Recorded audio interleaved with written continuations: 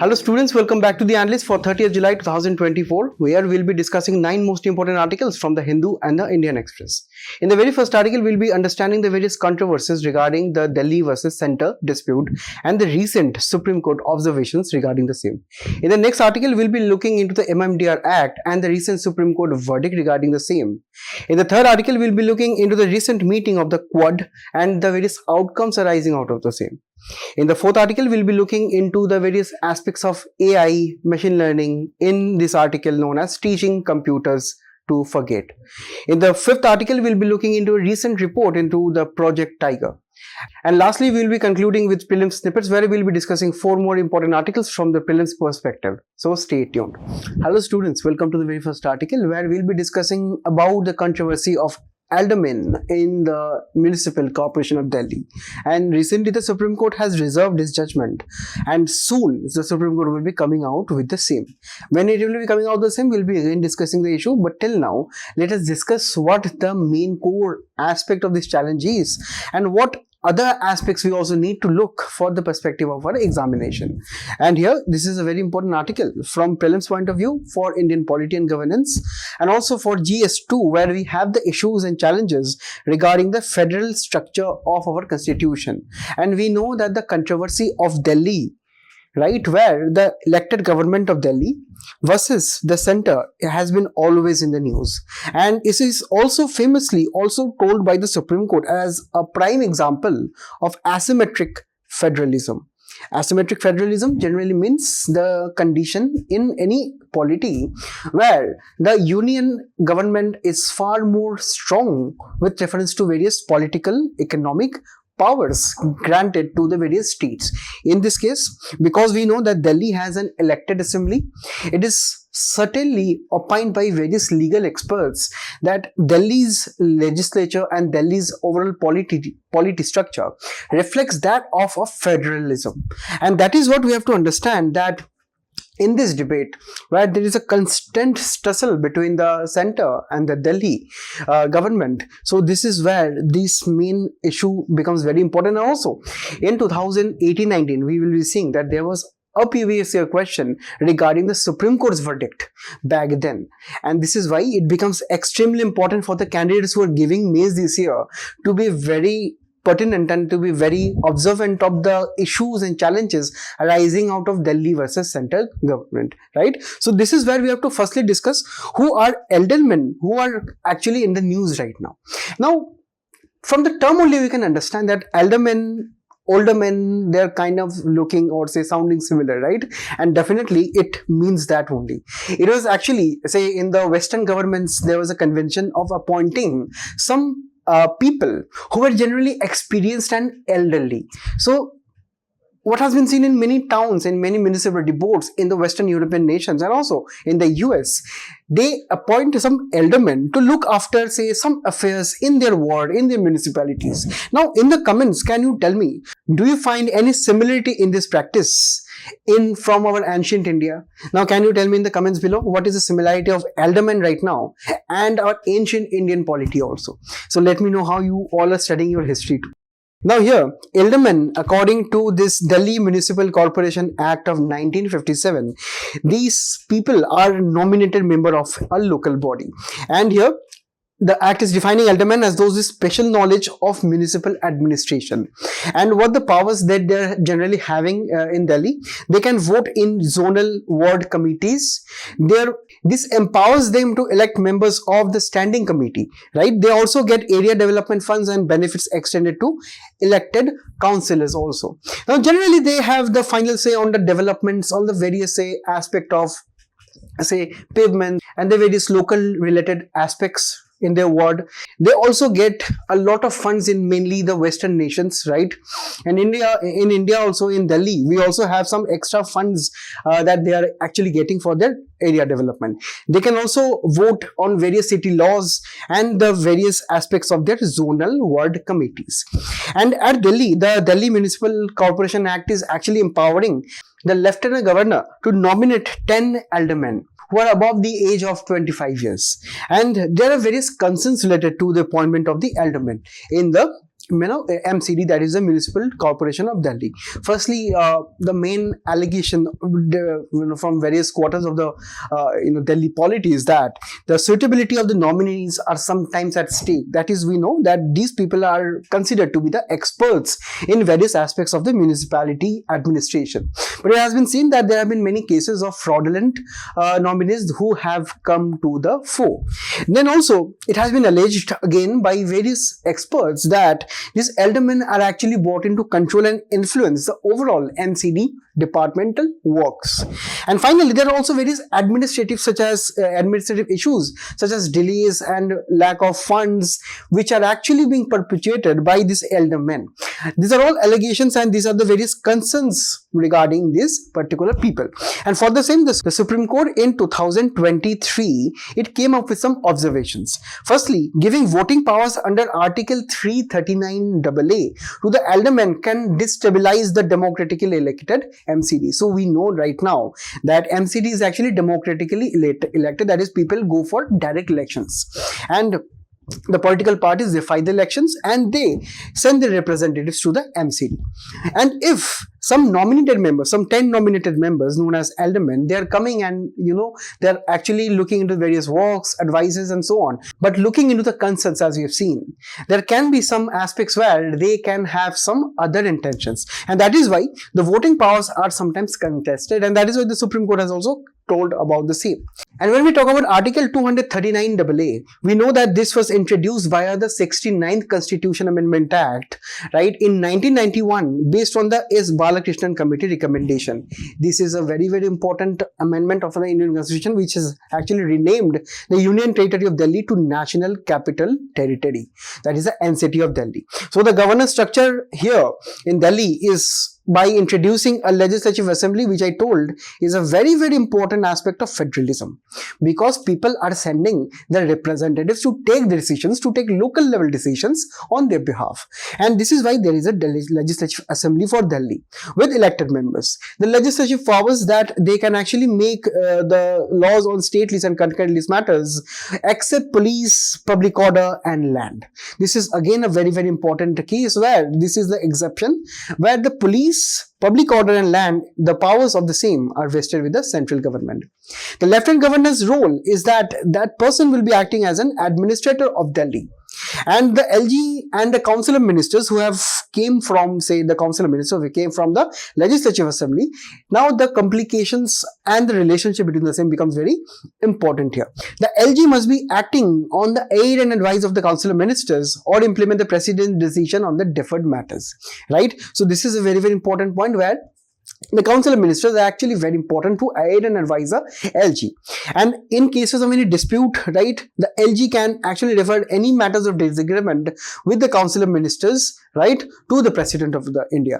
And also the outcome of the various amounts of this Article 239AA provisions is that the dual control has been leading to power struggles between the LG and elected government. Why?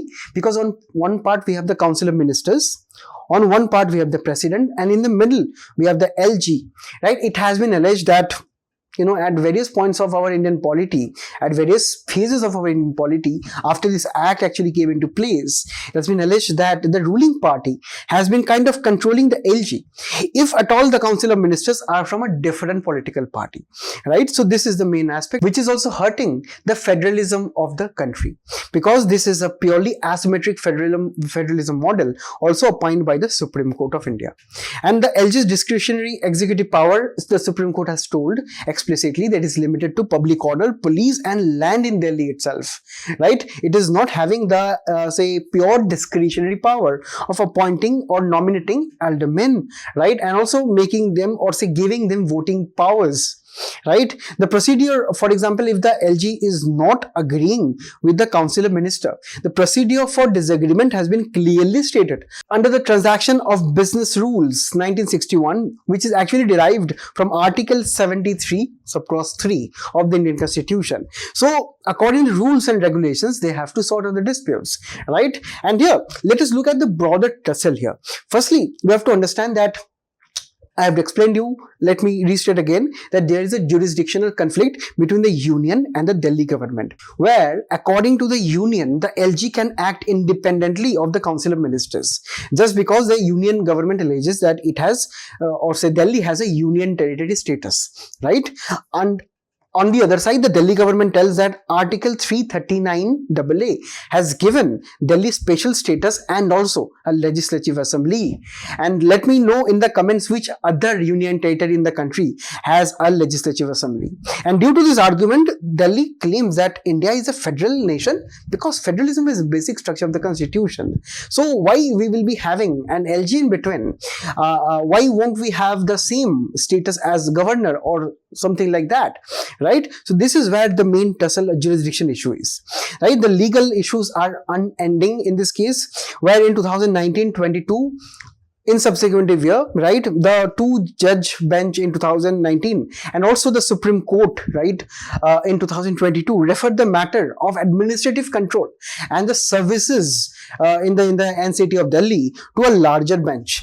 And in 2021, the Government of India came with a very, very important act, the Government of National Capital Territory of Delhi Amendment Act 2021. Now, this act actually expressly said that the term government in any law by the Legislative Assembly of Delhi will mean Lieutenant Governor. So, actually, many experts were spooked due to this announcement in the act. That means the union government, or say the center, has totally assumed all of the powers, or say actually have devolved all of the powers to the Lieutenant Governor. So any act or anything done out of the Legislative Assembly will mean that the LG has done it, right? The Assembly shall not take or say make any rules or committees to consider any day-to-day administration or conduct inquiries, right? So rule of committee made before the new amendment comes into force shall be void. So it is being said that this particular act kind of tried to supersede the elected government of the Delhi. So these were according to the various politicians, various polity experts there, right? Subsequently, 2023, the Supreme Court came up with its own ruling. The ruling said that LG is bound by the minister's aid and advice. The elected government of Delhi has legislative power of the city services so that it can control officers executing its policies. Otherwise, the policies will be facing various delays, as were actually be seen by many say projects by the Delhi government. They were facing issues, they were facing delays. Supreme Court told that the particular LG has to abide by the aid and advice of the Council of Ministers and cannot refer every matter to the President. Right? It iterated that LG is bound by the aid and advice and the Council of Ministers except public order, police and land. So that is fine, but it means that the state government will be in control of appointing, transferring officers, right? A power which was so far exercised by the LG. This was according to 2023 Supreme Court ruling, right? So this is the main aspect where you have to look into the various evolving structure or legal issues of the particular case here. And here I have one question, one practice question for you all. Federalism is one of the supreme tenets of the Constitution of India. Examine. Now you can give me 2-3 of your opinions in the comments below. Apart from this, we also have a PYQ from 2018 mains, right? Whether the Supreme Court judgment July 2018 can settle the political tussle between the Lieutenant Governor and the elected government of Delhi. Examine. Now this is a very, very important question in direction that UPSC is asking Supreme Court judgment, Supreme Court cases, and this is a case which is related to Central versus Delhi, and this is where this particular 2018 judgment was again challenged in the Supreme Court, right? Culminating in 2023 judgment, again which looked at the various aspects of the GNCTC Act of 2021. And here, this is very important for us to look into the various aspects of the Supreme Court cases, legal issues related to this matter, right? So please let me know 2-3 more points here where you would like to see some improvements in the political structure of India's capital. In the next one, we'll be looking into the MMDR Act 1957 verdict by the Supreme Court. Supreme Court Constitution Bench in 8-1 verdict holds that the Parliament through Mines and Minerals Act cannot restrict states from taxation. Any dilution will impact their ability to raise revenues. Firstly, in the comment section, you let me know, with reference to Supreme Court Constitution Bench, what is the minimum and what is the maximum members, right, that can actually hold constitutional bench at the Supreme Court.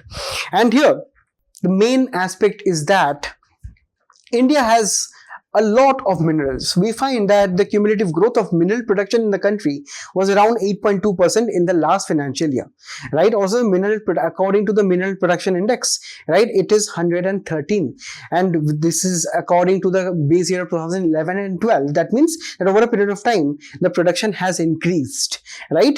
And this increase is around 12.17%. The total value of mineral production in the country is around at 2.2 lakh crore, right, for 2021-22 financial year, and the value of the metallic minerals is around 1.2 lakh crores. And this is where we have to understand that for regulation of the entire mineral sector, we have the Mines and Mineral Act of 1957. Where under the Act we have various provisions. Firstly, the grant of mineral concessions are given to various entities. These grants of concession means that any entity who are interested in doing mining, right, they can get the grant from the state and the central governments. And here we have three kinds of concessions. Firstly, reconnaissance projects, where the particular company which is interested in doing mining, they will be scanning the area, doing aerial surveillance, right, actually looking into how much potential a particular area is having the various resources in the nation. After this, any kind of concession can be also be gotten for prospective licensing. Prospective licensing means that a particular company has done reconnaissance on that particular area and now has known that okay, there are actually resources in this area, and now we will be doing some aspect of mining. So this prospective licensing is for those companies who have done the first stage. And finally, we have the mining license, where simply after prospecting, after doing detailed research and studies on the various potential mine resources in the particular area, the companies can undertake the mining operations finally. Along with this, we have the second provision, that is the auction of mineral blocks. Here in 2015, the amendment was made that the mandatory auction of mineral blocks were actually made compulsory. Next, promoting the transparency and competitive bidding was focused on, because it has been seen that there were lots of scams, particularly the scams related to the coal sector in the country, right? Then the next provision is setting up of district mineral foundation to actually benefit the vulnerable sections of our population, such as generally the scheduled tribal sections in various states where the mining business is going on, to actually get some profit or say get some share out of the profit and benefit this kind of sections, right? We also have the National Mineral Exploration Trust under this particular act, which is trying to look into the various exploration activities of the various entities in the country for mines. And here this act is also having the provision for getting environmental clearances from the various state authorities, right, where, because we have to understand, mining is an extremely polluting activity. Next, the health and safety of the miner is also looked at because of the various provisions under this act. And finally, if there are any violations, obviously there will be penalties which are specified under the MMDR Act here. Next, we have to understand firstly the very important aspect of ownership of minerals in the country. We have to understand that the state governments are the owners within the state boundary, right, where they can actually grant mineral concessions, but these are actually coming with various exception caveats. Firstly, we have to understand the central government is actually the supreme owner of all of the resources, obviously, within the territorial borders and also the territorial waters, which is the exclusive economic zone. In the comment section, you tell me where we find this exclusive economic zone according to an international treaty. You have to give me the name of the treaty in the comments. You let me know that. According to the central government, we understand, right, we have this MMDR Act and we have the first schedule of this act. So any particular mineral which is under the first schedule of the act, the companies have to get the center's approval for the same. And what are the various minerals? We have to find that they are generally divided into three parts: Part A, Part B and Part C. Part A are hydrocarbons, Part B atomic minerals, and Part C is metallic and non-metallic minerals, right? We find that these are the general minerals which are known as major minerals of the country, right? So these are the major minerals. You just try to get through the list, right? Just read the list 2 to 3 times. You will automatically understand, okay, these are atomic, hydrocarbon and metallic and non-metallic minerals, right? Apart from this, we also have minor minerals such as sand, gravel, stone chips and so on, which are actually under the state government, where state governments can make any rules, any regulations for exclusive mining of the minor minerals in the state boundary. But with reference to the say first schedule, which is the major minerals of the country, they have to get the center's approval. That is a very, very important provision. Next, the powers of the state legislatures we have to understand here, because this was actually clarified by the Supreme Court in the recent 2024 case of MMDR. So in 2024, in the case of Supreme Court, the legislature's Supreme Court has opined that under the state list, under the state list entry 49, right, the states have the power to levy tax on lands and buildings in the state government territory, right? Entry 50 is addressing the taxes on various mineral rights of the state governments, right? So according to the Supreme Court, we find that the states generally have some kind of provision, even with respect to some major resource or say major minerals or minor minerals. So this is what the Supreme Court is trying to clarify right now. And further, the Supreme Court has looked into a very important term known as royalty. Royalty is actually under the section 9 of the MMDR Act 1957, where the leasers, right, or particularly the people who are taking the mining license, they are required to pay royalties to the owner. Now say the literal aspect or literal meaning of royalty, the term royalty means that if you are using anyone else's creation, productivity, song, music and so on, you have to pay some fees or fines, right? Otherwise you will be subjected to copyright violation simply. So this is where we have to understand royalty in the case of mining is also very much prevalent, where there are various companies who pay royalty to the state governments, and in return the state governments gives them various kinds of licenses and permissions, right? So this is the case here. But we have to understand that there has been always a debate where that it has been told by various experts that is tax equal to royalty? Is tax equal to royalty? Because here the companies are paying some fees for extracting the various minerals, right? So is it kind of a tax, because these are kind of say production taxes paid by the company to the government, right? So it has been always been in a debate, constant kind of a debate here.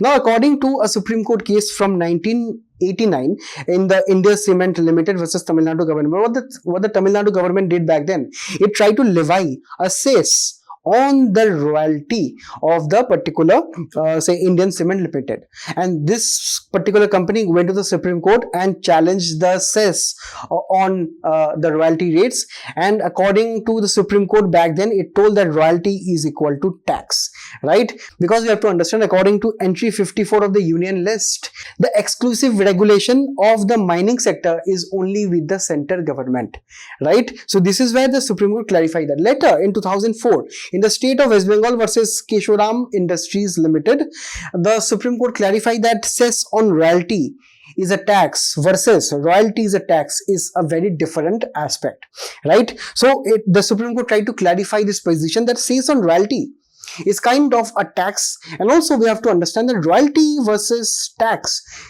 is not actually equal, because royalty is not equal to taxes.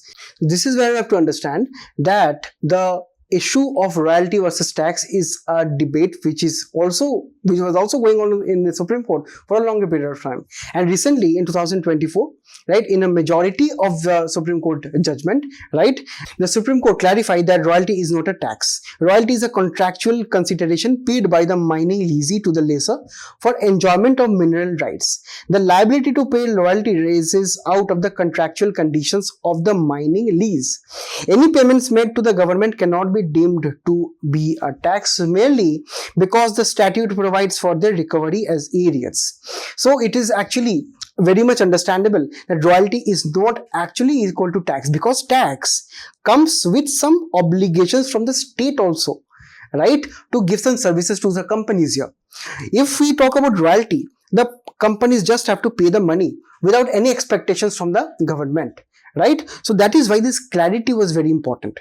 And also there was a dissenting judge who actually gave the judgment, right? Justice B.V. Nagaratna. So she said that the state legislatures have legislative competence under Article 246 to tax lands and buildings, but not lands which comprise of mines and quarries.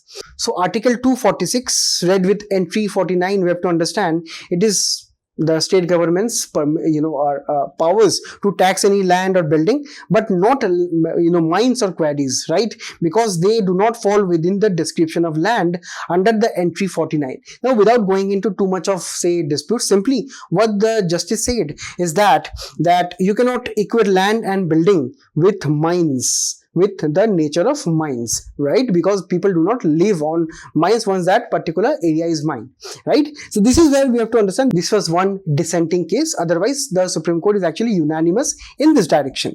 And this is a very significant judgment because it is trying to bring in the focus of federalism and the state rights, because it is trying to give enhanced state powers where the state governments have more freedom to charge cess and various amounts of charges with reference to mining. And it is also having some limitations on the central overreach, where it has been found in many cases the central government have been subverting various of the royalties and the fees and fines that is being paid to the state government. And also it is trying to bring in the balance of centered state fiscal relations. The economic consequences of the same is, firstly, we have to understand it is trying to improve the state revenues, mainly if the particular provisions of the Supreme Court order is done with retrospective effect, or done from a past effect, then particularly states like West Bengal, Odisha and so on, they will be benefiting in their state revenues. Then also we have to understand that this is trying to give the state governments kind of independence in the domain of MMDR Acts, various amounts of constraints for the state governments, right? Particularly to the major minerals, right? And also this is setting a legal precedence to actually boost investor confidence and investing in the Indian mining sector. Finally, we have to understand that since independence and also particularly after 1991 reforms, right, India has been liberating the foreign direct investment in the mining sector, specifically the coal sector. So definitely it can increase some amount of FDI in the country. So this is where we have to understand the Supreme Court case in this direction. Here we have two questions from 2016 and 2019 based on district mineral foundations and the minor minerals in India. So with reference to these two questions, you please let me know the answer in the comments below. In the third article, we'll be looking into the various Quad meet outcomes, where recently India has joined US, Australia and Japan in the Quad grouping outcome which is going on right now. And here it is a very important article for your UPSC prelims, where you have to look into the current events of national and international importance, and also for GS2 of the various effects of various politics on developed and developing nations on India's interest. Now here we have to look a little bit about Quad. Now Quad was actually originated in 2004, where the origin can be traced back to the Indian Ocean tsunami, along with Japan, the US and Australia, where India tried to form a relief and rescue operation in the region.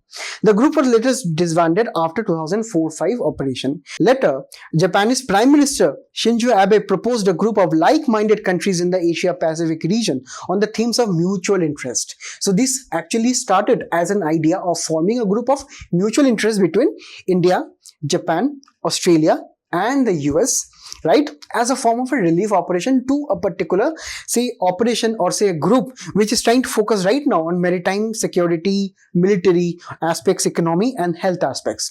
And right now Quad is seen as a loose grouping of four major democracies, right, where in 2017 Japan officially proposed the revival of the Quad.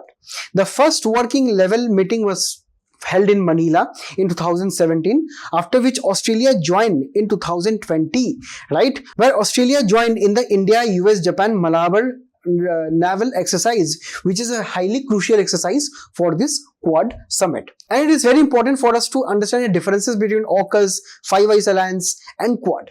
We have to understand in Quad we have India, Japan, Australia and US. We do not have India in AUKUS. In AUKUS, we have UK, Australia, US. And Five Eyes Alliance is a different one, which is trying to focus on the intelligence gathering across the various developed nations. And this in Five Eyes Alliance, we have Canada, we have New Zealand, we have Australia, and the US. Right? So we have the common member countries such as Australia and US in three of the important organizations. Right? And here, Quad, we understand, is a loose grouping rather than a formal alliance. Right? It does not have a decision-making body or a secretariat like the NATO. Right? This alliance is kind of maintained through various summits and various amounts of information exchanges and military drills. And it also doesn't have any rigorous framework. And the nations are free to unlink themselves from any point of time. Now, after the recent, Quad meeting, it has been understood that this is a very, very important one for India. Why? Because India has played a diplomatic balancing act. Because of the recent Prime Minister visit to Russia, where the Prime Minister has actually spoken on the Russia-Ukraine crisis, that solution can't be found on battlefield. So after the PM visit to Russia, after our own Prime Minister visited Russia, so it is trying to actually condemn indirectly the Russia-Ukraine crisis, where earlier India actually favored Russia in this particular manner, right? This is actually on the back of very strong bilateral relations between India and Russia, but the global tensions in the particular region regarding Ukraine is actually increasing over a period of time. And India is also seeing that Russia over a period of time is becoming more and more close to China. So India is kind of also hinting indirectly to Russia to actually emphasize on India's global economic and military strength and also political strength on the international arena, right? Due to some of the important statements that in the joint statement of Quad we can understand, which India also contributed to. On the joint statement of the Quad, right, we have some kind of words. It is actually trying to have a broader international consensus against the Russian invasion in Ukraine. Now, the very important words we have to understand is firstly, deeply concerned over the war in Ukraine, respect for sovereignty and territorial integrity. These two generally means that right now India plus the three other nations in the Quad, they're actually trying to condemn the Russian invasion of Ukraine. But earlier, India did not used to say take any sides on this particular Russia-Ukraine issue. But right now, India is issuing a joint statement where the deepest concern has been expressed, where the respect for sovereignty and territorial integrity has been kind of hinted at Russia, right? So this is where we have to understand. Next, the free and open Indo-Pacific region is also very important for India, where the entire swath of the Pacific Ocean, right, is very important for trade and commerce in the country and the rest of the regions, right? And here, most of the international trade, most of the, say, international aspect of economic free trade agreement is existing in this region, home to billions of people here. And also, we have to understand there are many issues perpetuated by China in the region too, particularly along India's borders and also along the various island nations on the Indo-Pacific area. And where we have to also understand that USA is also located as a part of this particular corridor, where we also have the entire Quad alliance, right? Japan, India, Australia, US on this Indo-Pacific region. So definitely this particular joint statement is focusing a lot on Indo-Pacific waters, and particularly with an intention to combat China in this regard. Now let us look at some of the strategic initiatives and outcomes achieved by Quad. Firstly, in the Maritime and Security Cooperation, the Indo-Pacific Maritime Domain Awareness Initiative is right now enhancing the national and regional security by linking information fusion centers in actually trying to gain various intels on various amounts of ships, on various amount of vessels on the international waters of the Indo-Pacific region. The deployment of Open RAN, Random Access Network, in Palau and a space-based climate warning system in Mauritius are also very, very important when we talk about Quad's ambition and also Quad's initiatives at empowering not only the four nations but also the other nations in this region. So we have to understand the neighborhood aspect, the extended neighborhood aspect of the Quad is also very, very important. Apart from this, we also have various renewable energy projects such as the off-grid projects in the Indo-Pacific is actually trying to focus on the Quad's objective of sustainable development in the region. Finally, we have also seen during the COVID-19 pandemic the distributions of various vaccines and the various food aid, right, according to the various international conventions have also been facilitated via the Quad mechanism. So this is a very, very important organization when it talk about the international arena, particularly about India's interest recently. Here we have a 2020 means PYQ. All of you, please do look closely at this kind of questions, because these are actually giving you various hints as to what kind of future questions on the same topic or say on some other topics will be coming as. So here UP allows that quadrilateral security dialogue is transforming itself from a military alliance to a trade bloc in present times. So discuss. And here you let me know what are your views on with this particular topic, that it is actually transforming its Quad really transforming into a trade bloc from a military alliance, or it is something else. Do you agree with the statement or you disagree with the same? You let me know in the comments. In the next article, in the next editorial rather, we'll be looking into how we can teach the computers to forget.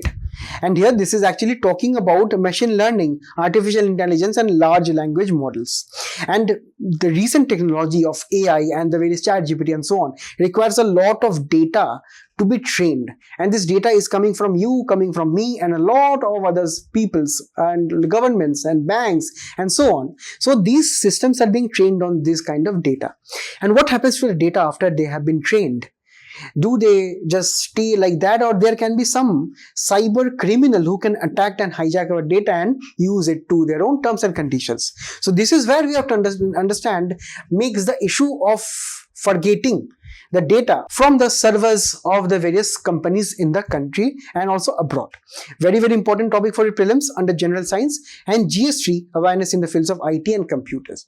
Now, at the very first instance, we have to look into what are the various technologies when we talk about the operations of various ChatGPT, Bard and the large language models. The large language models deploy a combination of AI, machine learning and deep learning. So we know that AI is the particular amount of processing done by a computer, analyzing information done by the computer, where it seems that the data, where the information has been analyzed from all of the quarters, right, and to arrive at a result which is given by computer aided intelligence. When we talk about machine learning, take the example of this car. For example, we know that this is a car because we have actually built this car or invented this car. But how a machine will be knowing it, our computer will be knowing it is a car. So for machine learning, there has to be someone, human being only, who has to tell that, okay, if a particular thing has window, wheels, some panes, some doors, or this kind of shape, that is definitely a car. So this human being will be fitting various codes, algorithm and program in the computer, and this will be giving these many branches of classification that, okay, if this is the classification, that means this is a car. If this is not a car. This is how a human being actually is trying to teach a particular machine, a particular computer to know the various amounts of complex codes, programmings and so on. And deep learning is a particular aspect, a particular program where we do not need any human intervention like we did in machine learning. In deep learning, the computer is automatically detecting from the past databases, right, which is actually also known as neural networks, right, to actually process that whether this is a car or not a car. So this is the aspect of deep learning and machine learning. And right now, the large language models right now are nothing but a complex version of deep learning algorithm techniques, where whatever we type, we know that whatever we type, be it the bizarre of bizarrest of the questions in ChatGPT and Bard, we are getting the answer. How? Because we understand that there is no human being which is actually involved in this process. This is entirely done by the computer, and that is why sometimes we'll be also finding some mistakes, right? So that is why we understand the scope of mistakes in machine learning is very low, is actually kind of low, right? But the main aspect of machine learning is that it can be having the bias of this human being, right? It can be having the bias of various racial, amounts of gender bias and so on, depending on this particular person who is training the computer, right? And the study of everything is actually, or say analyzing information of this particular AI, machine learning and deep learning, is actually known as data science here, where this particular science is involving various statistical methods, computer programming and algorithm to study the various applications of the same. Now here there is a need right now to do machine learning. Why? Because we know that data is sensitive. Any kind of data can be personal, non-personal, they are very sensitive. They can be used by other individuals to hack into a profile and so on. And this is why we have to understand, we have to make those computers who have learned the data to forget them. Why? Because we know that there is this creation of data lineage, which is a very complex, say array and web of various algorithms. Now this data lineage stays on the servers forever and make it very vulnerable for various cyber attackers to hack into our data. So various users have actually their data trained on the various machine learning platforms. So any attacker can actually hack this platform and take out the data. So how do we make the machines forget? By actually actively removing the previous data, right? So that is the main aspect of this same. And how that can be incorporated? They can be incorporated by three entities: private sector, public sector and international sector. Firstly, the private sector can themselves have voluntary practices of deleting data from their side frequently, right? The public, or say the government aspect, is that we have this European Union AI Act, where they have a particular clause of data poisoning, where under this act, this is actually a soft measure of actually poisoning the previous data. That is, you have to kill the data which has been trained previously only to actually say reduce the chances of any cyber attacks.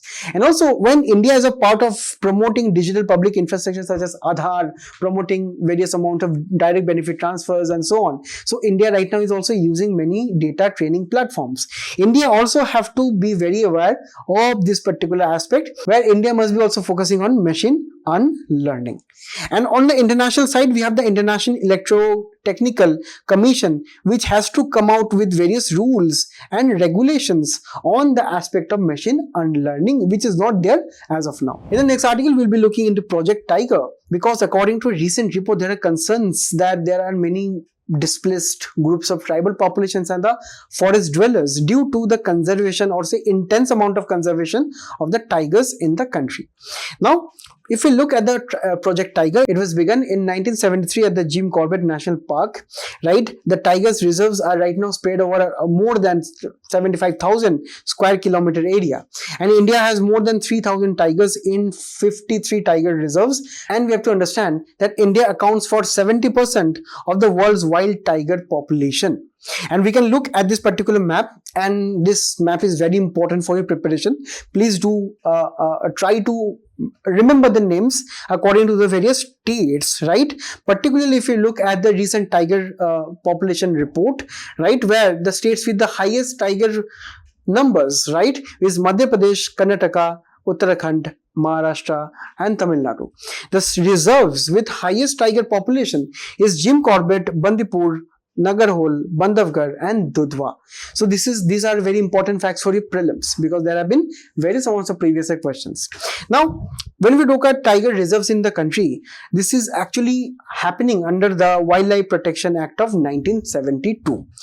Now, under this act, we have set up this National Tiger Conservation Authority, which has actually the Minister of Environment, Forest and Climate Change, along with 3 members of Parliament, right, along with the Secretary of the Ministry of Environment, plus a Minister of State. The main mandate of National Tiger Conservation Authority is to protect the tiger, obviously, and also look into the implementation of the Project Tiger, which is a very, very important scheme for conservation of the tigers in the country, right? It is also tasked with looking into the various conservation efforts, employing various technologies and giving financial supports to the various wildlife reserves, national parks and the tiger reserves of the country. Now, NTS tiger reserves have 2 components. Firstly, a core area which is also known as critical tiger habitat, and also a buffer area which can have various amounts of roads, some amounts of factories based on environmental clearances, some railway projects and say some of the other human habitations, right? So here, according to the recent report by Rights and Risk Analysis Group, we have to understand the Project Tiger will be displacing around 5.5 lakh STs and other forest dwellers. because of the stringent amount of measures taken to conserve tigers in the country. People displaced from around 50 tigers reserves before 2021 was around 2.5 lakh people, right, which is around 1000% increase of displacement over the pre-2021 period, right. And the most of the displaced populations are coming from Kambalgarh Wildlife Sanctuary, Nauradehi, Durgavati and Ranipur. Now in the comment section you let me know what are the respective states of this particular tiger reserves, right, mentioned by 1, 2, 3 and 4.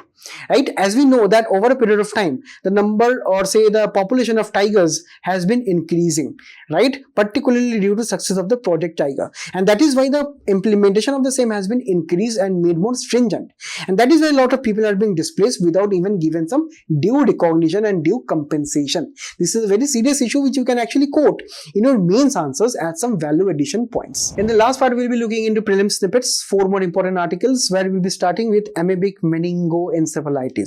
This is due to an amoeba known as Naegleria fowleri, which generally is also known as brain-eating amoeba.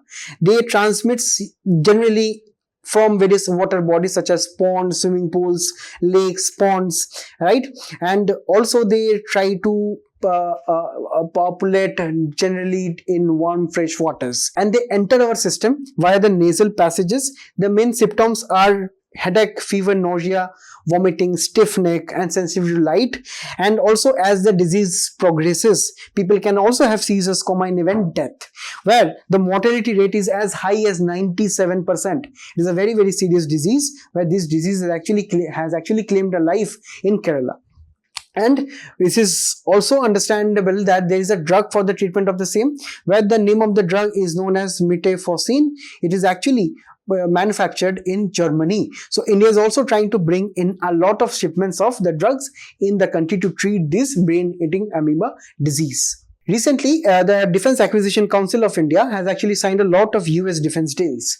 The formation of this DAC was generally after the post-Kargil war recommendations, under which right now it is under the Ministry of Defense, which is the apex decision-making body in the country when it concerns the procurement of arms equipment for the Indian Armed Forces and also the Coastal Guard of the country. Indian Armed Forces means Army, Navy and Air Force. The composition of this council is actually the Defense Minister is chairing the council, and then we have the Chief of Defense Staff and the chiefs of all of the 4 forces, right, and their main function is actually trying to approve new defense policies, have capital acquisitions, trying to boost the strength of the military.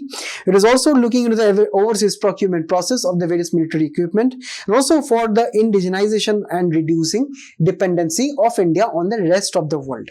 As of now, we have seen that under the India-US deals, we have the MQ-9B Predator drone, which is a very important drone, which is having a maximum range of 11,000 kilometers and also airspeed of more than 388 kilometers per hour. We also have the agreement between India and US reached on this particular jet engine known as GEF-414 engine, which is actually a major source of power behind various important jets all around the world, which is a very important US technology that India has procured as of now. In the next one, we'll be looking into PMC scheme, which is a scheme to set up 14,000 PMC schools all across the country. This scheme is to strengthen existing schools from among the schools managed by central government, state government, UT or local bodies. The total cost will be around 30,000 crores for 5 years, around 30,000 crores, exactly 27,350 crores. The central share will be around 18,128 crores. And over 18 lakhs students will be benefiting. The main aspect of this PMC scheme is actually of the introduction of vocational education, smart classrooms, CCTV cameras at school, green schools with LED lights, activities promoting green schools, digital libraries, and various amounts of other facilities such as rainwater harvesting facilities, solar panels in schools, science labs, language labs, social science labs, and also gender equity initiatives such as sanitary pad vending machines and counseling for students. Finally, we'll be looking into Lok Adalat. Lok Adalat is actually one of the ADR or alternative dispute resolution mechanisms in the country, where the disputes or the cases pending and the courtroom or at the pre-litigation stage in the same, people can approach the Lok Adalats, right? When Lok Adalat can be generally approached any case which is pending previously or any issues which is falling within the jurisdiction, right, and isn't brought under any court for which the Lok Adalat is organized. What are the nature of the cases to be referred? Any case pending under any court, any matter which has not been brought under any court and probably is going to be filed under the court, right? Now here, the levels and the composition of the Lok Adalats are very important. First, at the state level, we have the retired judge of the High Court, right, and a social worker. At the Taluk level, we have retired judge of the High Court, a social worker, and a paralegal. We also have at the High Court level, the retired judge of the High Court and a social worker. At the National Lok Adalat level, we have single day Lok Adalats, which are held across the nations. At the district level, we have the retired judge of the High Court, a social worker, and a paralegal. And permanent Lok Adalat, we are having the chairperson and the 2 members for giving obligatory pre-litigatory system here. So generally we have seen that the High Court judges are involved here along with the other social workers and the paralegal here. So this is a very important mechanism to settle disputes out of the court amicably. So I thank you all for being a very patient audience. So please do attempt the quiz which is following up, and till then, till we meet again, all the best and best of luck to all of you. Thank you.